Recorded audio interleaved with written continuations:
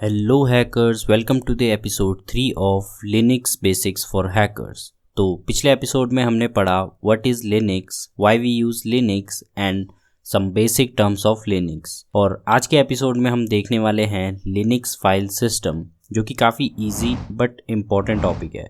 तो शुरू करते हैं बिना किसी कॉम्प्लेक्सिटी के। Let's get started. तो लिनक्स फाइल सिस्टम को पढ़ने से पहले देखते हैं कि फाइल सिस्टम क्या होता है। So in computers, file system is a logical and physical system for organizing, managing and accessing the files and directories on a storage device। अब मैंने तुम्हें पिछले एपिसोड में एक इम्पॉर्टेंट पॉइंट करके लिखाया था कि लिनक्स में सब कुछ या तो फाइल होता है या फिर डायरेक्टरी। तो ये फाइल्स और डायरेक्टरी एक स्ट्रक्चर में मेंटेन होते हैं जिसको हम कहते हैं फाइल सिस्टम। ठीक, अभी आगे और अच्छे से समझ आएगा तुम्हें। अभी देखते हैं कि लिनक्स का फाइल स्ट्रक्चर कैसा दिखता है। तो ये है लिनक्स का फाइल सिस्टम, जिसमें सबसे टॉप में है स्लैश, जिसको हम बोलते हैं root of the file system. अब लिनक्स में मेनली 3 जगह रूट वर्ड यूज़ होता है, जिसकी वजह से काफ़ी लोग कंफ्यूज भी हो जाते हैं कि किस रूट की बात हो रही है यहाँ पे। तो लिनक्स में मेनली हमारे पास काफ़ी जगह यूज़ करते हैं वैसे तो रूट वर्ड, बट अभी मैं दिखाता हूँ। जिसमें सबसे पहला है ये हमारा root of the file system, जो कि अभी हमने देखा ये स्लैश। अब root of the file system मतलब ये स्टार्टिंग पॉइंट है लिनक्स के फाइल सिस्टम का। इससे पहले कुछ नहीं होगा, ये स्टार्टिंग पॉइंट है। ठीक, अब नेक्स्ट होता है हमारा रूट यूज़र। अब रूट यूज़र वो होता है जो सब चीज़ एक्सेस कर सकता है, जैसे कि हमने अपने पिछले एपिसोड में बात करी थी इसकी। और थर्ड होता है हमारा रूट डायरेक्टरी, जो कि तुम यहाँ पे देख सकते हो नीचे। ये रूट यूज़र की फाइल को स्टोर करती है। ठीक, तो यहाँ से हमने देखा कि root of the file system, root user and root directory, ये तीनों अलग चीज़ें हैं। आई होप तुम्हें अब इसमें कोई कन्फ्यूजन नहीं होगी आज के बाद, और तुम पता कर पाओगे कि किस रूट की बारे में बात हो रही है। अब वापस से आ जाते हैं अपने लिनक्स फाइल सिस्टम पे, जिसमें सबसे पहला है रूट डायरेक्टरी, जो कि अभी हमने देखा कि वो रूट यूज़र की फाइल को स्टोर करता है। और नेक्स्ट है हमारा स्लैश बूट। अब स्लैश बूट में वो फाइल स्टोर होती हैं जो कि हमारे ऑपरेटिंग सिस्टम को स्टार्ट करने में हेल्प करती है।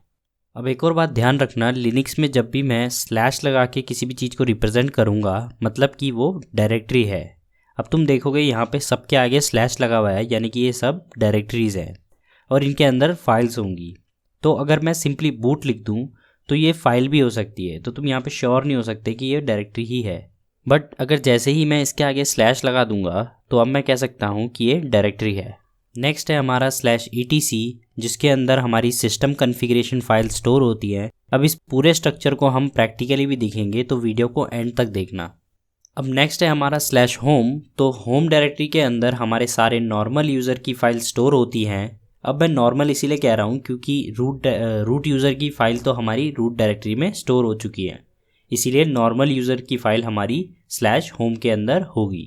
अब होम डायरेक्टरी के अंदर हर यूज़र की एक और डायरेक्टरी होती है उसी के नाम से। अब अगर मान लो मेरे सिस्टम पे 3 यूज़र हैं, यूज़र 1, यूज़र 2 और यूज़र 3। ठीक, तो मेरी होम डायरेक्टरी के अंदर 3 और डायरेक्टरी होंगी, यूज़र 1, यूज़र 2 और यूज़र 3 करके। इसको अभी हम प्रैक्टिकली देखेंगे तो तुम्हें और अच्छे से समझ आएगा। अभी नेक्स्ट देखते हैं स्लैश mnt। तो स्लैश mnt के अंदर हम एक्सटर्नल स्टोरेज डिवाइसेस को माउंट कर सकते हैं, यानी कि अगर मुझे पेन ड्राइव यूज़ करनी है तो मुझे उसे पहले mnt के अंदर माउंट करना पड़ेगा और तब मैं उसको यूज़ करूँगा। बट अब हम इसे मैन्युअली नहीं करते हैं क्योंकि लिनक्स हमारे लिए इसको ऑटोमेटिकली कर देता है, जैसे हम अपनी पेन ड्राइव को प्लग करते हैं। अगला देखते हैं हमारी प्रॉक डायरेक्टरी, जिसमें हम स्टोर करते हैं प्रोसेस रिलेटेड इन्फॉर्मेशन। इसके बारे में हम आने वाले एपिसोड में बात करेंगे, जो कि होगा हमारा प्रोसेस मैनेजमेंट के ऊपर। नेक्स्ट है सिस डायरेक्टरी। तो सिस डायरेक्टरी के अंदर हमारी सिस्टम रिलेटेड इन्फॉर्मेशन स्टोर होती है, जैसे कि हमारे ऑपरेटिंग सिस्टम का कर्नल की इन्फॉर्मेशन, और हो गया हमारे रिसोर्सेज की इन्फॉर्मेशन, जैसे रैम की इन्फॉर्मेशन, कौन सा प्रोसेसर यूज़ हो रहा है उसकी इन्फॉर्मेशन। तो ये सब फाइल इसमें स्टोर होती है। नेक्स्ट है डेव डायरेक्टरी। तो जैसा कि मैंने पहले बताया था तुम्हें कि तुम्हारे डिवाइसेस लाइक माउस, कीबोर्ड, ये सब फाइल की तरह ही ट्रीट होते हैं लिनक्स में। तो इन सब की फाइल जो है वो डेव डायरेक्टरी के अंदर स्टोर होती है। डेव मतलब डिवाइस। ओके, नेक्स्ट है बिन डायरेक्टरी। तो इसके बारे में हमने अपने पिछले एपिसोड में भी बात करी थी कि इसके अंदर हमारी बाइनरीज स्टोर होती है।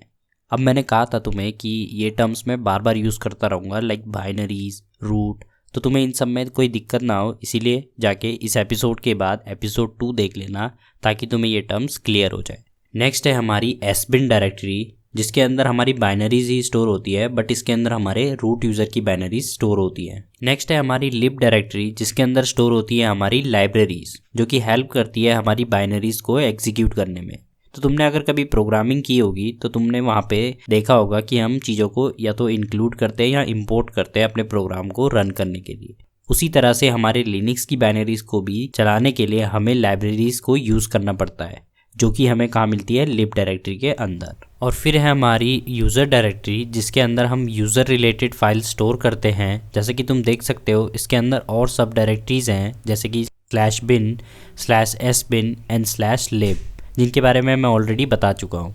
अब इनके अलावा और भी डायरेक्टरीज होती हैं जो कि तुम अभी देखोगे जब मैं प्रैक्टिकली तुम्हें दिखाऊंगा। तो उन बाकी डायरेक्टरीज के बारे में तुम्हें अभी जानने की ज़रूरत नहीं है, बट अगर तुम इंटरेस्टेड हो तो तुम खुद से भी देख सकते हो। अब हम प्रैक्टिकली देखते हैं कि हम लिनक्स फाइल सिस्टम को कैसे एक्सेस करते हैं। उसके लिए सबसे पहले ओपन करेंगे एक टर्मिनल। पहले इस टर्मिनल के बारे में ही देख लो, क्योंकि अब आगे से हम इसी को यूज़ करने वाले हैं।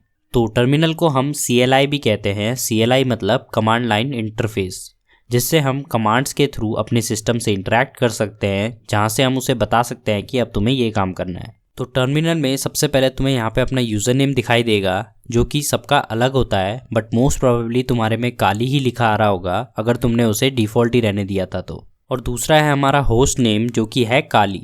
अब हर टर्मिनल में तुम्हें ये चीज़ नहीं दिखेगी, मतलब कि हर ऑपरेटिंग सिस्टम का टर्मिनल अलग होता है। तो अब हर जगह तो तुम्हें काली लिनक्स का टर्मिनल नहीं मिलेगा, तो तब कैसे चेक करोगे तुम्हारा यूज़र नेम क्या है और होस्ट नेम क्या है। तो इसी को चेक करने के लिए हमारी फर्स्ट कमांड है who am I। अब जैसे ही हम एंटर प्रेस करेंगे तो ये हमें बता देगा कि हम कौन है, मतलब कि हमें बता देगा कि हमारा यूज़र नेम क्या है। अब होस्ट नेम चेक करने के लिए हम सिंपली होस्ट नेम लिखेंगे और उसमें एंटर प्रेस करके चेक कर लेंगे कि हमारा होस्ट नेम क्या है। अब एक और चीज़, अगर तुम ध्यान से देखोगे तो तुम्हें यहाँ पे एक $साइन दिखाई देगा, जिसका मतलब है कि तुम अभी नॉर्मल यूज़र हो, ठीक है। अगर इस डॉलर की जगह हैश आता तो मतलब तुम रूट यूज़र हो। मैं तुम्हें रूट वाला टर्मिनल दिखाता हूँ, तब तुम्हें अच्छे से पता लगेगा।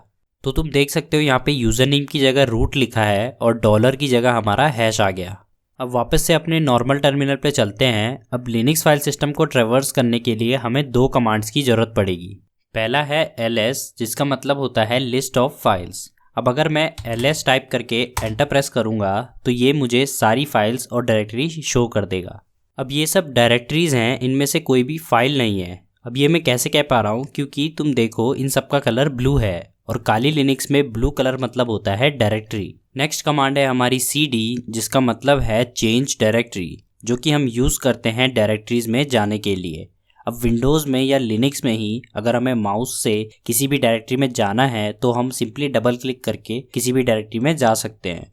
उसी तरह से हम cd कमांड की हेल्प से किसी भी डायरेक्टरी में जा सकते हैं। जैसे मान लो मुझे अगर डेस्कटॉप डायरेक्टरी के अंदर जाना है तो मैं सिंपली टाइप करूँगा cd स्पेस डेस्कटॉप और एंटर प्रेस करके ही तुम देख सकते हो कि मैं डेस्कटॉप डायरेक्टरी में आ गया हूँ, जो कि मुझे यहाँ पे शो हो रहा है।